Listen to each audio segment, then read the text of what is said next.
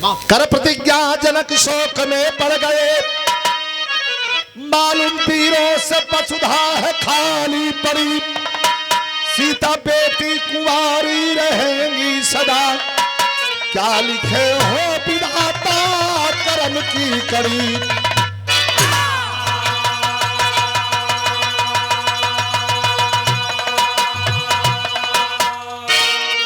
तो सुन के ऐसी बचन बोल क्रोधित लखन, अरे जाओ कि रघुबर या क्या मैं पाऊं अभी, तोड़ के कच्चे घर के समान धरूं और सारे ब्रह्मांड को उठाऊं अभी।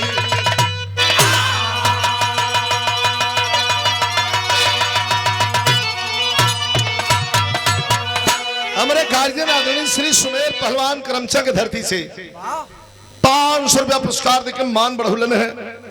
आपके चरणों में प्रणाम हो, सब भैया के नमस्कार प्रणाम बा। ये भैया राजा जनक बड़ा चिंतित हुआ भैया। ए मदेशिया, मदेशिया ऐसा मत करा भा, हम यार गाय तो मदेशिया और विदेशिया गावे लगन तो कैसे हुई। चुप रहा, बोला मत। राजा जनक प्रतिज्ञा कैले हुमन, अब प्रतिज्ञा कैले हुमन तक काहे प्रतिज्ञा कैलन कि जे धनुष के तोड़ दे वही से बियाह हुई। काहे प्रतिज्ञा कैलन, ए लिए प्रतिज्ञा कैलन। लेला लेला मदेशिया का सुशील कुमार मदेशिया, सुशील कुमार मदेशिया सिकंदरपुर। भैया के धन्यवाद नमस्कार प्रणाम हो, बड़ा प्रेमी हुवन। तो आप लोगों के मन में एक बात जागत हुई कि काहे धनुष तक ही प्रतिज्ञा सीमित रहल। परशुराम जी के हाथ का रखल शिव धनुष रख के चल गईलन। अब बड़ा फेर में राजा जनक पड़लन के एकदम बीचों बीच रखवा दिले हुवन, एक उठवा के एक तरफ करवा दे। बड़ा कोशिश कैलन, गांव भर का कुल सिंगरा बरही लगा के थक गईलन, हिला भी कोई, बैठ जा बैठ जा, हिला भी कोई नहीं पौलस। एक दिन सीता जी जात हैं अपने पिता राजा जनक के पानी खाना खात का पानी लिया के देवे बदे, एक बोरे में धनुष लग गई, चोट बड़ी कस के लगल। गुस्सियले और से पानी लेके अइलेन, लोटा का पानी दाहिने हाथ में पिताजी के पिए बदे ले ले हैं, कोई न बताई। सुन लाई कहानी के, लोटा का पानी सीता जी दाहिने हाथ में ले ले हैं। अब बायां हाथ से परशुराम जी का रखल शिव धनुष बायां हाथ से उठा के ले जाके एक तरफ धर दे ले। राजा जनक का कवर जो खैले रहना अटक गया, कल गांव भर थक गए, हिला हिला कोई नहीं पौलस। हमार बेटी ये धनुष के बाएं हाथ से रख देलस। तब प्रतिज्ञा कैलन की स्वयंवर हुई, स्वयंवर स्वयंवर स्वयंवर चुने बदे कहा, लेकिन एक शर्त रही कि जे है धनुष की तोड़ दे वही से बियाह हुई। बड़े बड़े राजा महाराजा आल हुमन, भूप सहस दस एक ही बारा लगे उठावे टरही न टारा। अरे पता तो चला है विशेष सूत्रों से लंका पति रावण भी आया है।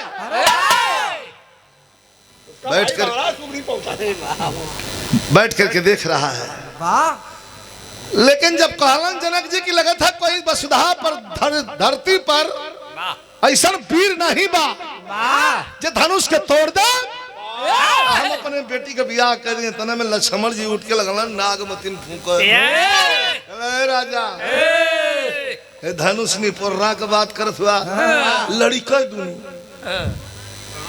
लगलन नरियाए कहलन धनुष का बात करत हुआ। मर्दवा है हमार बड़का भैया राम को इशारा कैलन, है बड़का भैया आदेश दे दे ते धरतिया के फोड़ के गगरी मतिन छीट दे।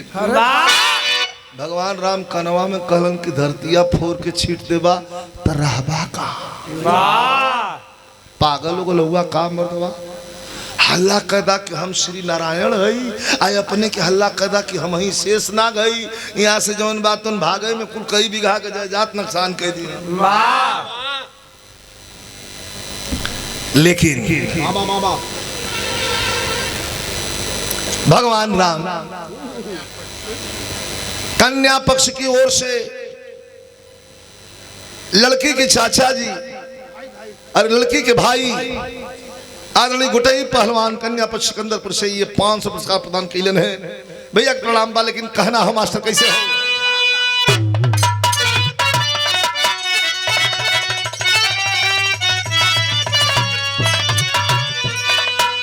अरे राम फेरे के राम फेरे तिरछी नजर को कि मौन भाई लखन हो गए हैं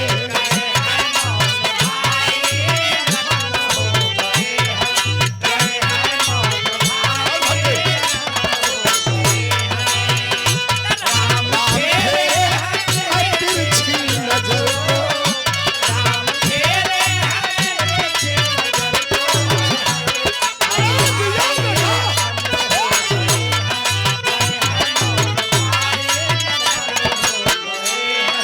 रुपया पुरस्कार प्रदान कल गल हो लड़की के चाचा जी आदरणीय श्री जवाहिर यादव भैया हमारे भैया के द्वारा भैया के प्रणाम लाइन देखें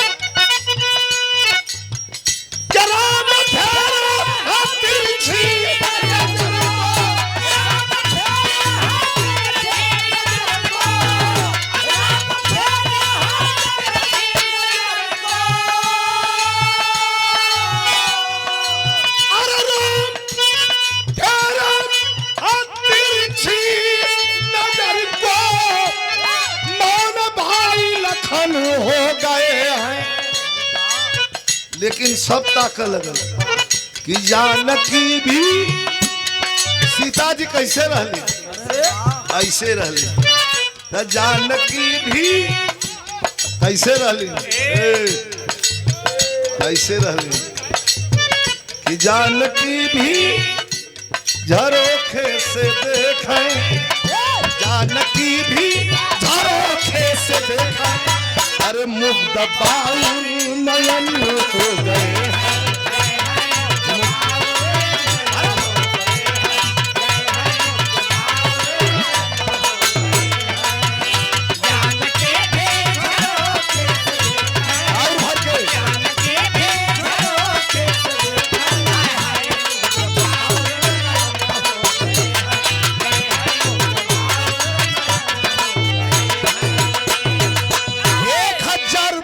पुरस्कार बड़का भैया छोटका भैया सुरेश भैया मंजू भैया दोनों बड़का छोटका भाई 1000 रुपया पुरस्कार प्रदान कैले हैं भैया के कहा पहलवान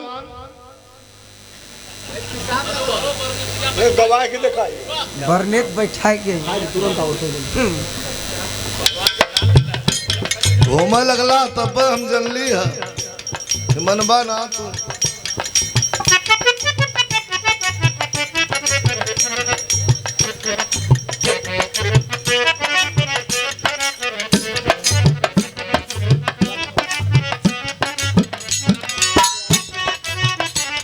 पप्पू यादव सिकंदर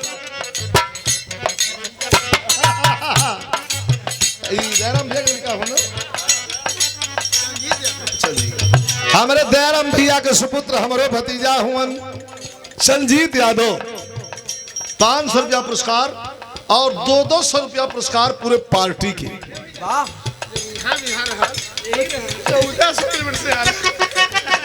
शुभ आशीर्वाद है भैया के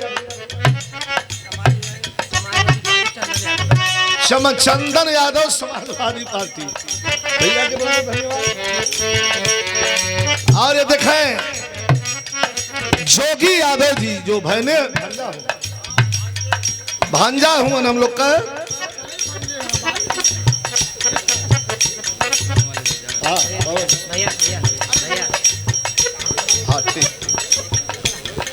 अब दुल्हे राजा भी आके बैठ गए महफिल में। बड़ा समय कभी रहा हो, कैसे हो?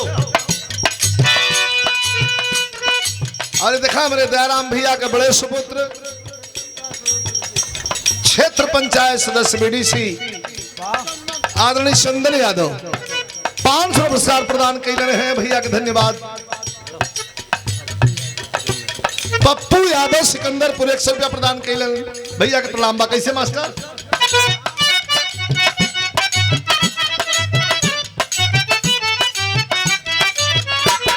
आई देखा अजब कोहराम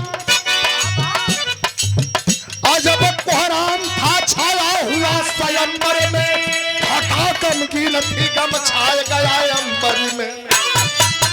किसी की हस्ती नहीं जो कि प्रण को पूर्ण करे, और के धनवा कष्ट जनक जी का दूर करे।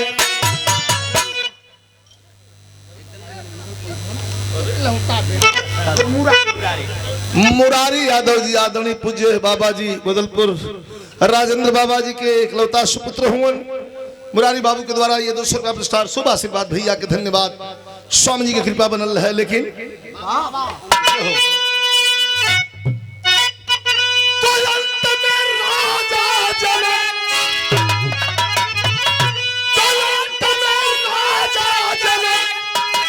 दिल में हम छाह किए, तोड़ के धरा राम सीता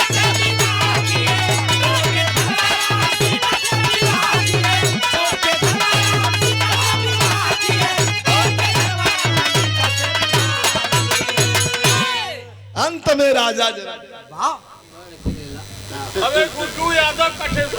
कटेसर के धरती से हमारे गुड्डू यादव व्यापारी जो हमारे भाई हुए 500 रुपया पुरस्कार प्रदान कैलन है।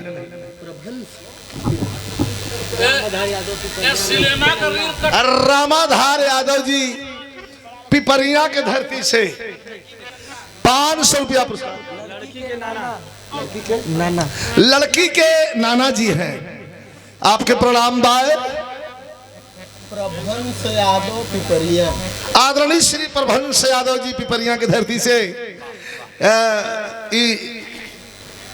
विरासत तने का शैली पहलवान अलग है।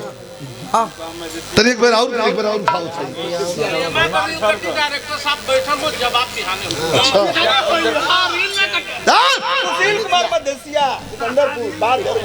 सुशील कुमार मदेशिया ये सिकंदरपुर से फिर पुरस्कार प्रदान करें 100 रुपया। अंत में कैसे?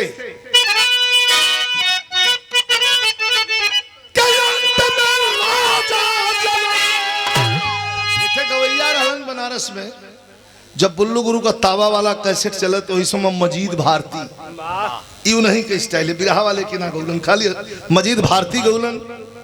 वो तो मर गई ना, और उनके जिंदा कर दिली एक गा के हम कैसे?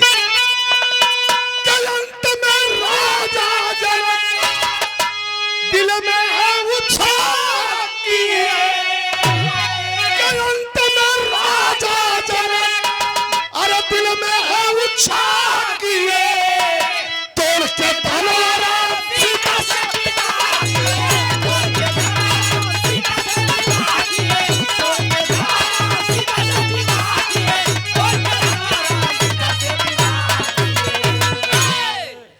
शगुन है। अंत में राजा जनक दिल में उत्साह किए, तोड़ के धनवा राम, धनवा माने धनुष, तोड़ के धनवा राम सीता से विवाह किए। 1000 रुपया पुरस्कार। प्रमोद यादव लठौरा, लठौरा के धरती से आदरणीय हमारे भैया श्री प्रमोद यादव जी। ये शगुन के भाव पर, विवाह के भाव पर प्रमोद भैया के नमस्कार। बाय रेवतीपुर जमुना यादव के लड़का गुड्डू यादव, आदरणीय श्री गुड्डू यादव जमुना यादव जी के सुपुत्र हुए। रेवतीपुर गाजीपुर शहीदी धरती। आपके द्वारा ये है 500 रुपया चरण। हाँ अरे वहाँ ना वहाँ का दया दी, वहाँ अब बनारस का दया दी। हाँ ए भैया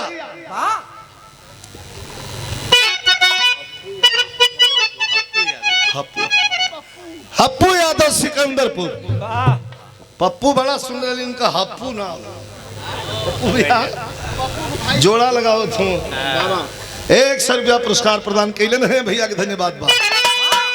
तो क्या कामना, अरे कामना सबकी पूरा हुई है।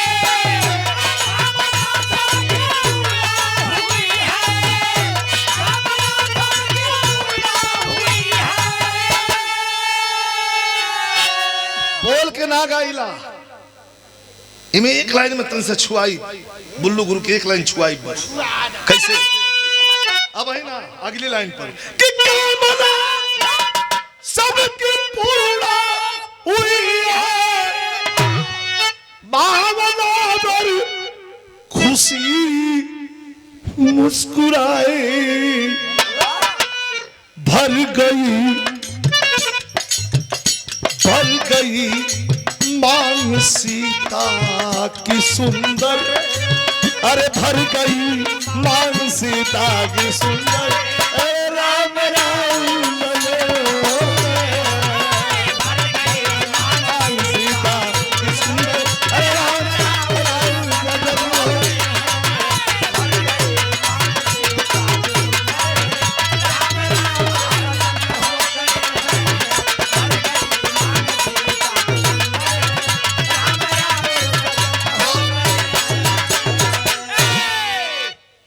भर गई मांग सीता की सुंदर, राम राउर सजन हो गए हैं। बस करा बैठा। 1000 रुपया पुरस्कार हमारे छोटे भाई कन्या पक्ष की ओर से गुटई पहलवान सिकंदरपुर जो लड़की के भाई हो, आपके द्वारा 1000 रुपया देके मान मर्तबा बढ़ावल गल। आपके प्रणाम। सीता जी के मांग में सिंदूर भर दिल गल।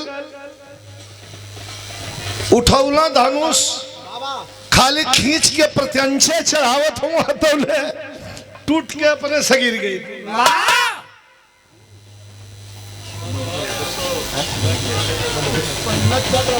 अच्छा अच्छा। आदरणीय मैनेजर, बैंक मैनेजर साहब श्री मनोहर यादव जी सिकंदरपुर, आदरणीय हमारे बड़का बाबू श्री पन्ना यादव जी के सुपुत्र हुए, आपके द्वारा ये 500 रुपए का पुरस्कार देके मान बढ़ाया गया। बहुत बहुत प्रणाम हो। सीता जी के सखी सलेहर खुशी में के कहा जात बा, के कहा जात बा, के कहा गावत बा, लेकिन गीतियों बदल गई। सुना मास्टर? हाँ वो है रही, गीतियों बदल गई। आजकल गीत गवात बा, नई नई लड़की है उनमें कुछ बढ़ी भैया गीत गवात बा। कुल पहलवा गीत गवाए, जब ये गीतिया गावे लगे मेहरारू तो हम जान जल जा कि अब दुआर पूजा लग गल। और मेहरारू कहा गावे के करी बसिया गा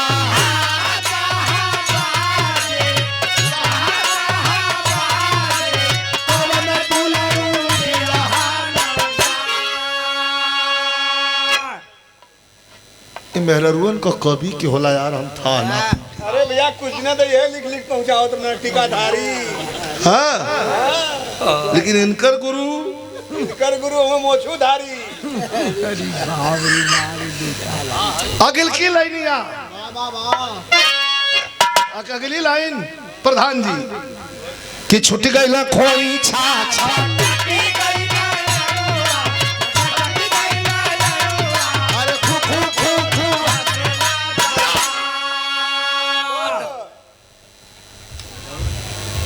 और ये सुहाग के गीत के भाव पर ये 500 रुपया पुरस्कार प्रदान कर गया हमारे भैया मंजू भैया कहो करमचंद के धरती से भैया के गोटई यादव जी का भतीजा गुलशन यादव सिकंदरपुर भैया के बहुत बहुत प्रणाम है। 5 मिनट आओ 5 मिनट आओ आवा आमऊ चलो घर 5 मिनट आवा 5 मिनट आदरणीय हमारे गार्जियन, हमारे अभिभावक समिति चुल्लू आगे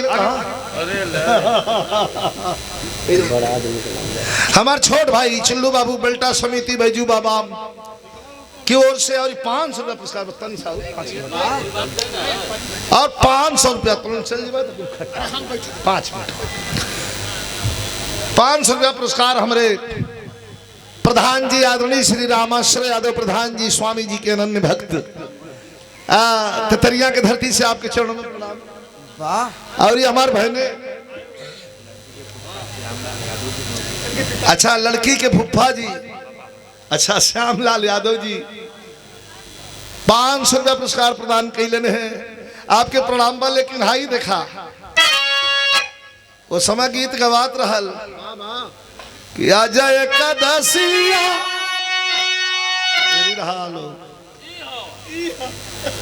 आजा एकादशिया अभियान दुआदशिया तेरा सिया के ना एक जब बुल्लू गुरु गाजन तो रामदेव गुरु उठ के जवाब दे कहा कि उखिया में खेला लू अरे हरिया में खेला लू भुलाई गईलू ना अरे बौरा का सुधिया भुलाई गईलू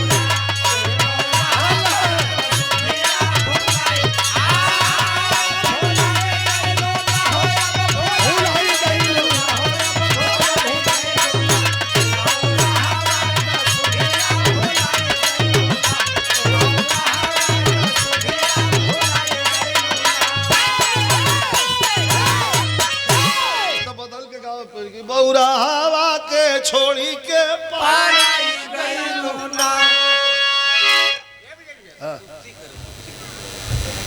ये ठीक है ठीक है अब कुल बता दे बात तुम्हें फिर 500 रुपया पुरस्कार होला होला गाड़ियों चलाओ तो देख लेना डरी डाल कुछ आदमी प्रधान जी तो शिव कुमार सिंगरौली हमारे शिव कुमार भैया सिंगरौली से ही पुरस्कार 500 रुपया दे और गुड्डू भैया का मित्र हुआ 500 रुपया पुरस्कार प्रदान कैलन है। आपके प्रणाम हो 500 रुपया पुरस्कार हमारे गार्जियन की तरफ से बहुत बहुत चरणों में प्रणाम हो। हाँ हाँ एयरलाइन देखा सिया महारानिया कसगरी है बदानिया सजाई गईलीना और उनके हाथावन में मेहदी रचाई गई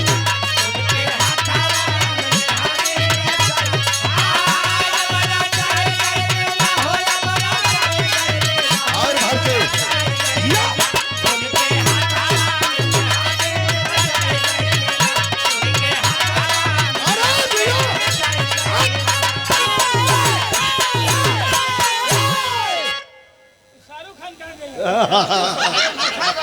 कौन बात ना कहा तब हाथे में मेहंदी सजावल गई लेकिन माता सुना जाना कभरली नजरिया दुखाई गईली ना माई रोवे भार गोदिया छोहाई गईली कहा कि करी हासा सूरावा में सब करे अबरवा बताई गईली ना आठोइया नहीं हरे कलजिया सिखाई गईली ना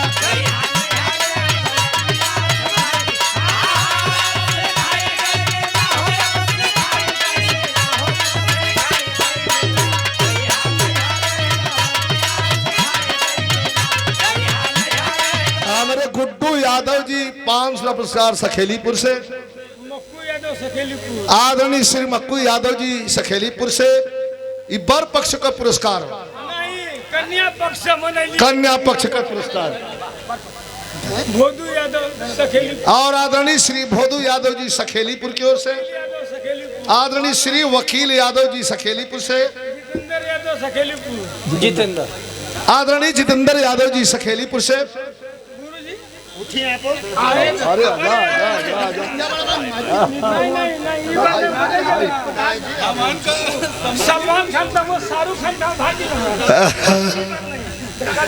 बहुत बहुत कवि जी का हटा यार नहीं आप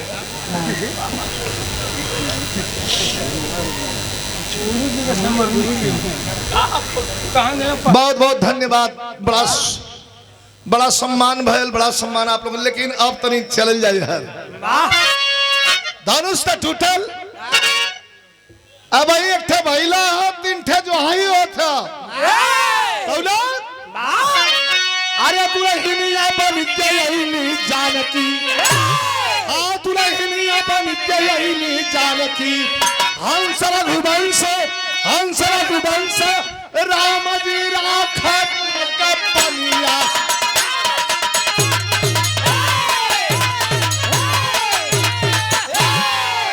कंत कामना कर किलोल कोमल कलिका कटदार खिली, गाल गुलाबी गात मुनि गुल गमक गयल गुलजार घली, चटक साधनी चली चूमने चितावत जस चटकार चली, जगदम्बा जुग जोग रमाई जल जैसी जलधार झली। ससुराल में बैठ जा, बैठ। ससुराल में पालकी आ गई, अब मुंह दिखाई का रस्म पूरा होखे लगे। के पहले दुल्हन का मुंह देखी, के पहले दुल्हन का मुंह देखी। लेकिन कवि जी भाव बड़ा ऊंचा लिखलन मास्टर।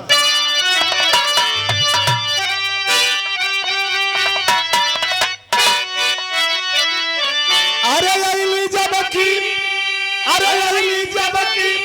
अपन ससुरिया सीता रानी हो, आप कहाँ के कई भर जाले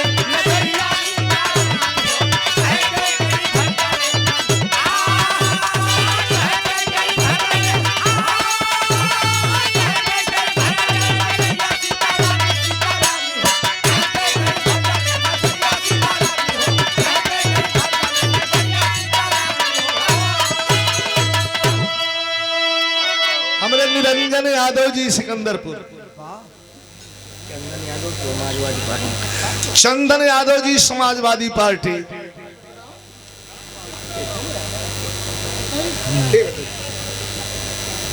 ससुराल में पालकी आयल तो ससुराल में जब नई दुल्हन कन्या आवेलिन तो पहले कवन रस्म पूरा होला, मुंह दिखाई। माता कैकई दौड़ल गईलिन है, सबके मने कैलिन सुना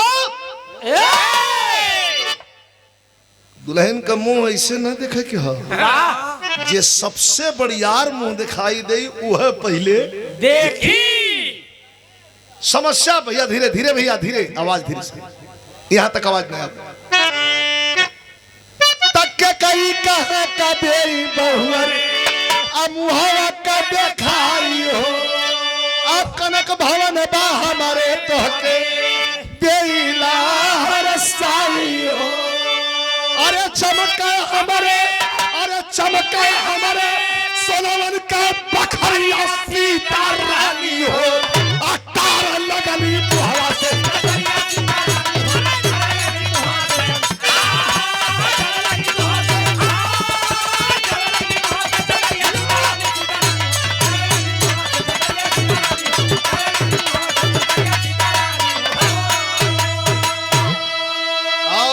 ₹1000 का पुरस्कार आदरणीय हमारे भैया श्री घूरे यादव जी प्रदान कैलन है।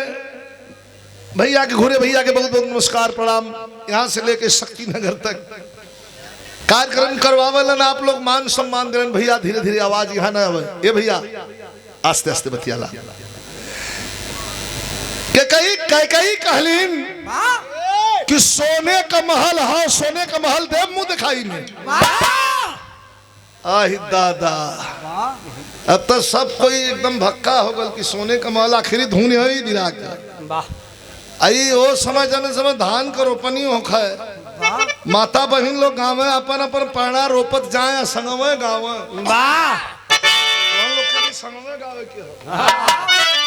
कैसे काम है कहा कि कजरी के दीनावन में कजरी बोवई बरामान कजरी बोवई बरामान बलमा से छियाइया सवनिया बलमा से छियाइया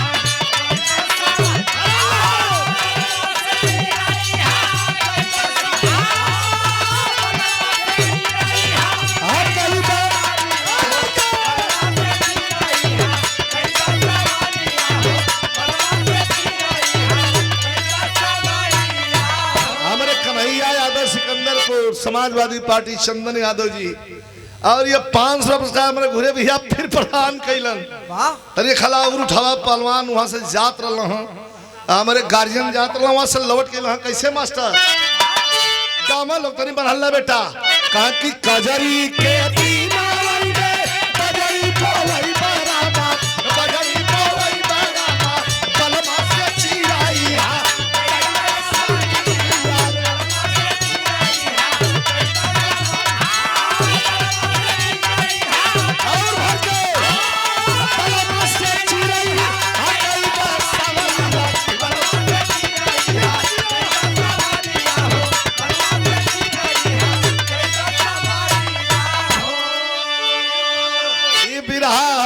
आई बिरहा का प्रेम हो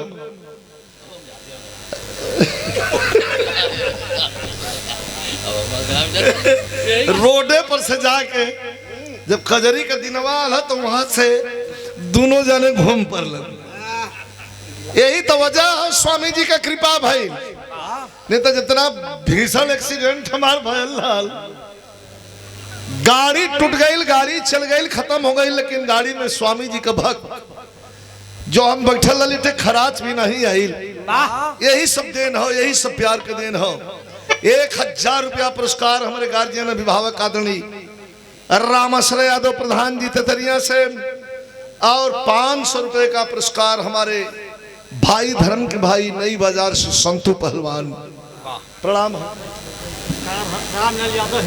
अच्छा हिनौती की धरती से श्री रामलाल यादव जी प्रदान कैलन आपके चरणों में प्रणाम सब भैया के प्रणाम है सीता जी सुशील मदेशिया सिकंदरपुर 12,000 सुशील मदेशिया सिकंदरपुर क्या कहना है वारे मदेशिया जी बड़ा सम्मान किए और सचमुच संगीत के प्रेमी हैं आप कहता अब तो सबके मुंह बना लेलस सोने का महल देख के कई देख देख दे मुंह तोप के सीता जी बैठ गई अब बच गई माता सुमित्रा और माता कौशल्या अपने मन में लोग सोचा लगनी कि अब का देहल जाई सोने का महल दे दे अब हमार का देहल जा की इज्जत बचे तो भाव हो कैसे आल्हा में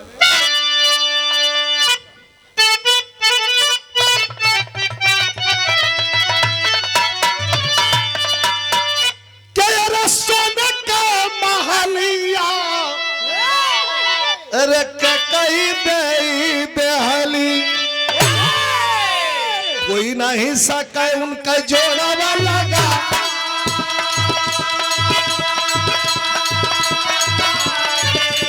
अरे कोई नहीं सके उनका जोड़ा लगा अब हमार सुमित्रा जी गुलेली बनावाले ना हमार कौशल्या जी सोचेली मनावाले सीता देबू पहले बुहावा देखा ए सीता मुंह दिखाईबू कि मुंह दिखाई लेबू आके कौशल्या जी पूछे थी तो घुंघटवा में से सीता जी का कहती कि मधुरी बचनिया कहली सिया रनिया अरे जवन करे दुनिया उहे करा मनला जवन दुनिया का रस्म हो के आपो पूरा कैल जा सीता जी के मन में तो यही चलत हो कि पितियाउत सास दे देलिन सोना का महल ते तो असली है ये तो कुछ बढ़े दी है ए बिरहा में तनी से एक लाइन में सिद्ध करब बुद्धि बड़ी की भैंस पहलवान का बड़ा होला उस्ताद बुद्धि बड़ी की भैंस अब जो कौन हुआ है ना भैंस बुद्धि इतना नहीं एक्सप्रेशन चेहरा का बतौलो सब भाई साहब के होगा नहीं नहीं स्वागत ना हो पीछे कालन की जवन दुनिया का रस्म है पूरा करा तो का देखे ने के 2 मिनट सुन लिया ध्यान से तब कौशल्या जी तुरंत श्री राम के बोलावली एक गोदी के पीछावा में ले ली बैठा राम और सीता जी का हथवा मिलावली का लेला लेला सीता हमारे जीवन का कमाल ए सीता अरे वाह वाह फूल भैया अरे अभी दे लिए बनता था अब दे लिए बनता था बढ़िया नहीं घेर दे के खाली हो गल मुंह और गुड्डू यादव सके हमारे गुड्डू यादव भैया अच्छा गुटई पहलवान के सम्मान में दोनों भैयन के हमारे प्रणाम गुड्डू भैया के गुटई भैया के बहुत बहुत नमस्कार प्रणाम हो बोला के भगवान दिखाई है अब सोना का महल देख के फुल्लत फाटत है अथौले बोला के भगवान राम के कौशल्या जी बड़े नेह से यही अपने कोरा में बैठा ले बेटा बड़ होखे चाहे छोट होखे माई के लिए बेटा तो बेटा होला गोद में बैठा के कह ये दुल्हन दुनिया धन बटोरले हुई दौलत बटोरले हुई रुपया बटोरले हुई पैसा बटोरले हुई लेकिन हम अपने जिंदगी में यह हमार धन दौलत रुपया पैसा कुल हमारी है बेटा राम हुवन कोनो माई अपन ममता केहू के ना देले आज से ये राम के तोरे हवाले करत है सीता जी का दोनों आंख भर गए घूंघट उठा देलिन हाथ जोड़ लेलिन कल आपने बाजी 20 से तले सुमित्रा जी सुनत रहली कहेंगी यही रास्ता पर चल के काम कैली का अब सुमित्रा जी बबुआ लखन के बोलवावली यही गोदिए के बिछावा में ले ली बैठा लक्ष्मण से सीता जी का हथवा धरावली ए भैया लक्ष्मण से सीता जी का हथवा धरावली कहीं न के ली जाना तो राम जी का धाम लक्ष्मण जी का हथवा सीता जी के हथवा में धरा के माता सुमित्रा कहलिन कि इनके राम जी का भाई मत जनिहा कहा तब का जानब घुंघटवा उठा देलिन सीता जी कहली तब का जानब कहा जौन मन कर तौन जनिहा हम तो मुहवा देख लेली कह नहीं नहीं नहीं नहीं बेईमानी है बेईमानी है ये न दिया कहा तब कवन दिया कहा कि बेटा के समान अरे बेटा के समान इन कंकरी आया दरबा के पकड़े चरनिया लखन की हरता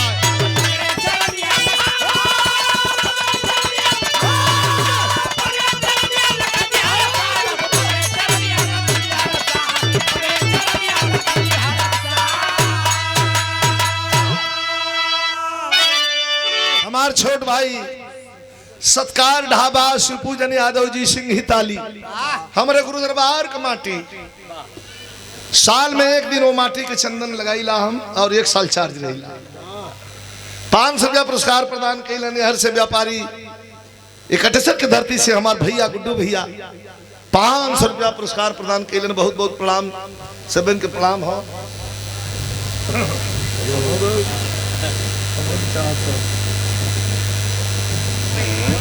हाँ जाते बेटा के समान इनकर करिया पकड़े हाँ चले की पकड़े चरनिया लखन जी हर साल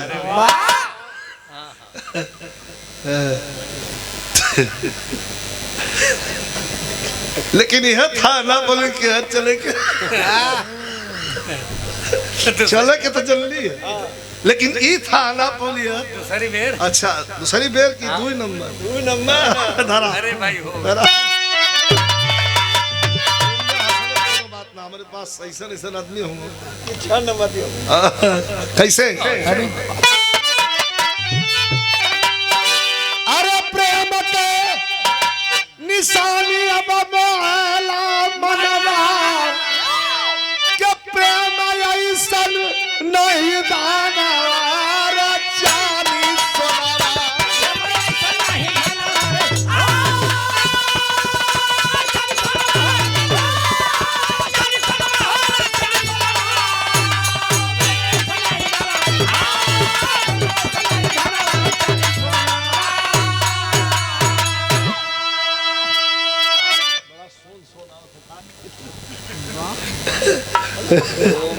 प्रेम ऐसा नहीं धनवा, अरे चानी सनवा। वाह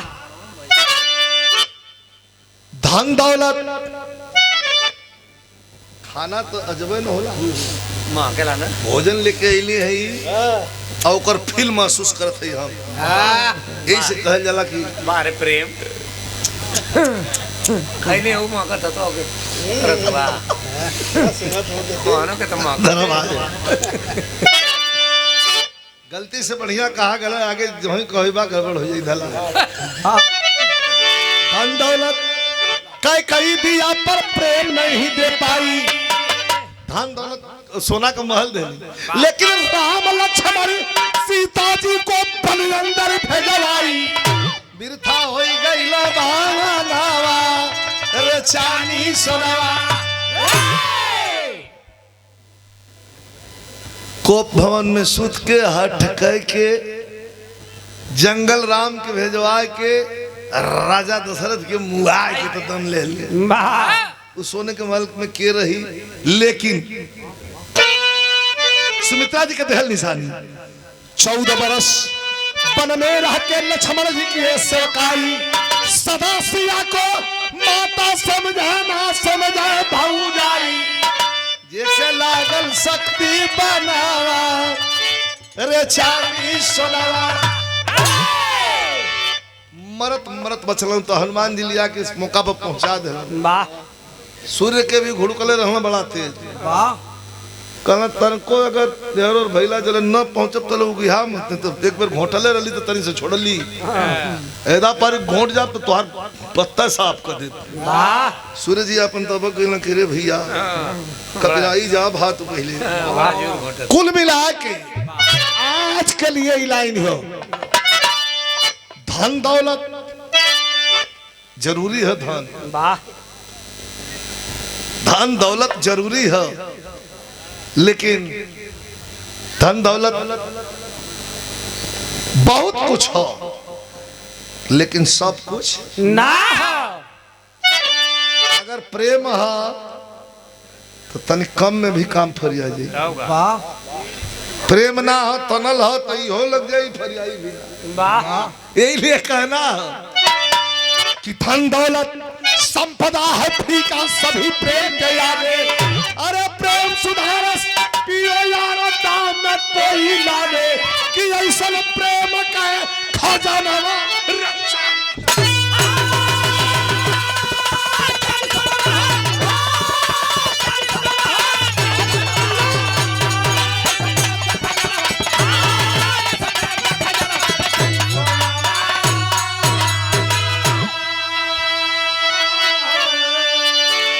आशीर्वाद आटा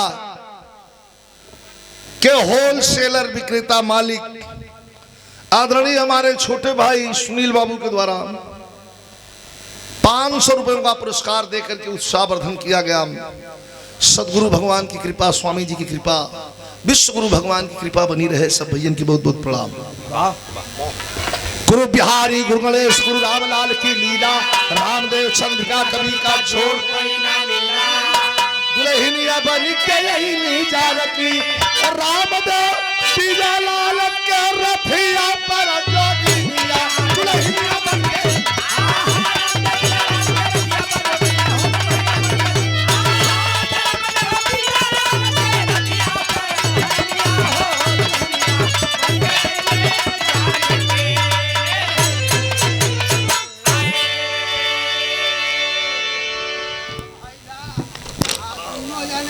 तो हम है यो कहा गाना मौसमी सुना दिया।